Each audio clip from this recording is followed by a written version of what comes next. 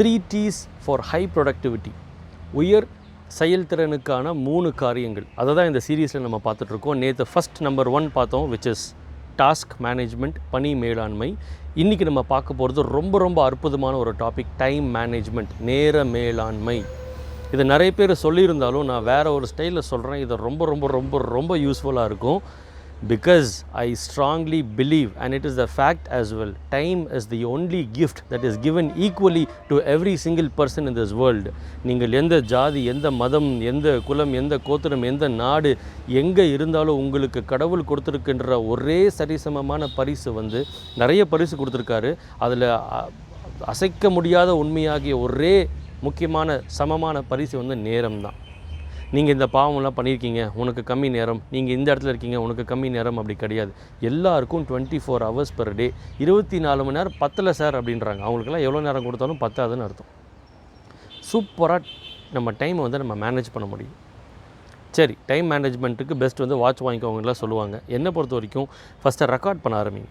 ஒரு டாக்டர்கிட்ட நீங்கள் போனால் கூட உடம்பை குறைக்கணும் அப்படின்னு போனீங்கன்னா ஃபஸ்ட்டு என்ன சொல்லுவாங்கன்னா, ஒரு பென் பேப்பரை கொடுத்து, ஃபஸ்ட்டு இப்படி தான் பண்ணிருந்தாங்க, பென் பேப்பர் கொடுத்து 4 நாளைக்கு என்ன உள்ளே போகுதுன்னு எழுத சொல்லுவாங்க. நம்ம எழுதுவோம், வரிசையாக எல்லாம் எழுத ஆரம்பிக்கும் போது நமக்கே ஒரு ஃபீல், ஒரு இது வயிறா குப்பை தொட்டியா அப்படின்னு. அதே மாதிரி தான் டைம் மேனேஜ்மெண்ட் எக்ஸ்பர்ட்ஸும் என்ன சொல்கிறாங்கன்னா, ஃபஸ்ட்டு உங்களை பென் பேப்பர் எடுத்து எழுத சொல்லுவாங்க. 1 ஹவருக்கு என்ன வேலை நடக்குது, எங்கே வேஸ்ட் ஆகுது, எங்கே வேஸ்ட் ஆகாமல் இருக்குன்னு சொல்லி பார்க்க சொல்லுவாங்க. உங்கள் நேரத்தை 2ஆக பிரிக்கலாம், உங்களுடைய வேலைகளே 2ஆக பிரிக்கலாம், IGA Non-IGA. அது என்னடா இது புது வார்த்தைகளாக விட்டுருக்காரு. இதெல்லாம் நீங்கள் பழக நல்லா சூப்பராக, இதெல்லாம் சக்ஸஸ்ஃபுல் பீப்புள் பேசுகிற மொழிகள். இன்கம் ஜென்ரேட்டிங் ஆக்டிவிட்டி IGA, நான் இன்கம் ஜென்ரேட்டிங் ஆக்டிவிட்டி. இதை செஞ்சால் காசு வரும், இதை செஞ்சால் காசு வராது, கொட்டேஷன் அடித்தா காசு வரும், இன்வாய்ஸ் பண்ணால் காசு வரும், ஃபோன் பண்ணி காசு கேட்டால் காசு வரும், மார்க்கெட்டிங் போனால் காசு வரும், ப்ரமோஷன் பண்ணால் காசு வரும். எதெல்லாம் பண்ணால் காசு வராது? மீட்டிங்கே போட்டுட்டு இருந்தால் காசு வராது. அப்புறம் வேறு என்னெல்லாம் பண்ணால் காசு வராதுன்னு யோசிச்சு பாருங்கள். மீட்டிங்கே போட்டிருந்தா காசு வராது, லேட்டாக வந்தால் காசு வராது, எதுவுமே செய்யாமல் அப்படியே உட்காந்து கவலைப்பட்டிருந்தால் காசு வராது. IGA Non-IGA. படித்தா லைஃப்பில் சக்ஸஸ் ஆகலாம், காசு வரும். விளாண்டா ரிலாக்ஸ் ஆகலாம், அதுவும் முக்கியம்தான். பட் ரொம்ப நான் இன்கம் ஜென்ரேட்டிங் ஆக்டிவிட்டி போயிட்டு இருந்தால் லைஃப்பில் பார்க்க முடியாது. Right. So coming to the point, 3 விஷயங்கள் தான் உங்கள் நேரத்தை சூறையாடுது. அது என்ன சார் இந்த 3 விஷயம்? காலையில் எப்போ சாப்பிடுவீங்க, அல்லது எப்போ சாப்பிடுவீங்க, எப்போ தூங்குவீங்க, எப்போ எந்திரிப்பீங்க. இது 3 தான். இதுதான் நிறைய பேருக்கு பிரச்சனையாகவே இருக்குது. சார் ஒவ்வொரு நாள் ஒவ்வொரு மாதிரி தூங்குவேன் சார். இது நான் எல்லாரையும் சொல்கிறது என்ன மாதிரி சராசரியான மனிதர்களையும் சேர்த்து தான். இதை தான் நானும் சரி பண்ணுறதுக்கு முயன்று வந்துக்கிட்டே இருக்கேன். சரியாகிக்கிட்டே இருக்குது. பட் நல்லா தெரியுது, இது சரியாகாட்டி வாழ்க்கையில் வெற்றி கிடைக்காது. ஒவ்வொரு நாள் ஒவ்வொரு மாதிரி தூங்குவேன் சார், ஒவ்வொரு நாள் ஒவ்வொரு டைமுக்கு எந்திரிப்பேன் சார், ஒவ்வொரு டைம் ஒவ்வொரு மாதிரி சாப்பிடுவேன் சார். இதுதான் பிரச்சனையே. அப்போ நான் கரெக்டாக 1 மணிக்கு சாப்பிட முடியுமா? சாப்பிட முடியாது. அட்லீஸ்ட் 12லேருந்து 3 மணிக்குள்ளேயாவது நான் சாப்பிடுவேன் அப்படின்னு ஒரு கோல் வச்சுக்கோங்க. இந்த மாதிரி உங்களோட ஷெட்யூல் வச்சுக்கோங்க. ஏன்னா இதை நீங்கள் ஃபிட் பண்ணிட்டீங்கன்னா உங்கள் ஷெட்யூலில் மற்றதெல்லாம் சூப்பராக வந்துடும். பியூட்டிஃபுல்லான லீடர்ஸ்லாம் என்ன பண்ணுவாங்க, சிறந்த தலைவர்களாக சூப்பரான ஒரு ஷெட்யூலே வச்சுருப்பாங்க. பார்க்குறதுக்கே அவ்வளோ ஆசையாக இருக்கும். திங்கட்கிழமை செய்ய வேண்டிய வேலைகள், செவ்வாய்க்கிழமை செய்ய வேண்டிய வேலைகள். ஏன்னா ஒவ்வொரு நாள் ஒரு வேலை செய்யும்போது ரொம்ப போர் அடிக்காமல் ஒரு ரொட்டீனையும் கொண்டு மொனாட்டனஸாக இல்லாமல் சூப்பராக சுவாரஸ்யம் பண்ணிக்கிறோம் இல்லையா? அதான் அதனுடைய விஷயம். இவ்வளோ ஏங்க சம்பளம்னா நான் வேற ஒரு விரிவாக்கம் கொடுக்குறேன். சம்பளம் என்பது என்ன? சம்பளம் என்பது உங்கள் நேரத்தை உங்கள் நிறுவனம், உங்கள் கம்பெனி உங்கள்கிட்ட காசு கொடுத்து வாங்குகிற அந்த மதிப்பு தான் அந்த நேரம், அந்த சம்பளம். உங்களுடைய 1 ஹவர்னுடைய மதிப்பு என்ன நீங்களே கால்குலேட் பண்ணி பாருங்கள். சராசரியாக 10,000 வச்சுக்கலாம். 25 நாள் ஒர்க் பண்ணால் ஒரு நாளைக்கு 400 ரூபா. அப்போ ஒரு மணி நேரத்துக்கு எத்தனை ரூபான்னு கனெக்ட் பண்ணி பாருங்கள். 50 ரூபா வரும். 8 மணி நேரம் ஒர்க் பண்ணுறோம் அப்படின்னா 1 மணி நேரத்துக்கு 50 ரூபா வருது அப்படின்னா ஒரு நிமிஷத்துக்கு என்ன 83-85 பைசா வரும். 1 ரூபானே வச்சுக்கலாமே, ஒரு நிமிஷத்துக்கு 1 ரூபா. அதுதான் நம்ம நேரத்துடைய மதிப்பு. அப்போ நம்ம 10 நிமிஷம் கவலைப்படுறோம் அப்படின்னா 10 ரூபா செலவாகி கவலைப்படுறோன்னு அர்த்தம். 1000 ரூபா கொடுத்து ஒரு சட்டை வாங்குறோன்னா தப்பு இல்லை, வாங்குங்க. ஆனால் அந்த 1000 ரூபா திரும்ப உங்கள் சட்டைக்குள்ளே வரணும்னா எவ்வளோ நிமிடங்கள், எவ்வளோ மணி நேரங்கள் நீங்கள் வேர்வை சிந்தி உழைக்கணும் அப்படின்றது தெரிஞ்சுக்கோங்க. நேரத்தின் மதிப்பு, டைம் இஸ் ஸோ ப்ரெஷியஸ் அப்படின்னு சொல்கிறோம் இல்லையா? எல்லாருக்கும் சரிசமமாக கொடுத்துருக்கு. இதை நீங்கள் எவ்வளோ சூப்பராக பயன்படுத்துகிறீங்களோ அவ்வளோ சூப்பராக உங்களுக்கு சீக்கிரமாக உங்களுக்கு வெற்றி கிடைக்கும்.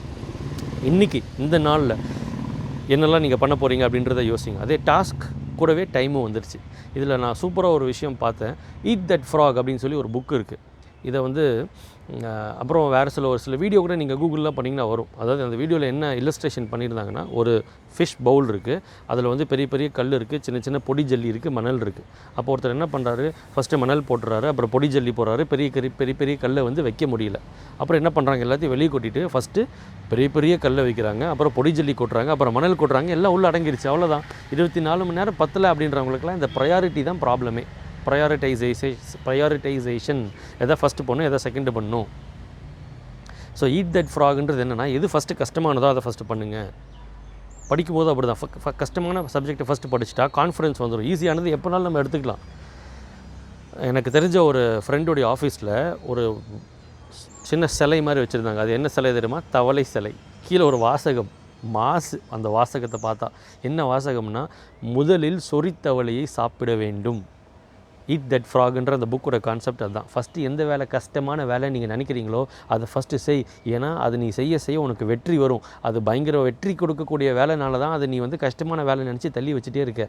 அந்த மாதிரி ஒவ்வொரு நாளும் மிக முக்கியமான மிகப்பெரிய கடினமான வேலைக்கு அதிகமான நேரத்தை கொடுத்து நீங்கள் செய்யும் போது லைஃப்பில் ஸ்ட்ரெஸ் வராது. உண்மையிலே சொல்கிறேன், ரொம்ப நாள் செய்யணும்னு நினச்ச சில விஷயங்களை நீங்கள் செய்யும் போது லைஃப்பில் பாடியில் அந்த உங்கள் ஹார்மோன் வந்து டோப்பமைன், பாடி வந்து டோப்பமைன்ற ஹார்மோனை ரிலீஸ் பண்ணும். ஸ்ட்ரெஸ்ஸு கம்மியாகும்.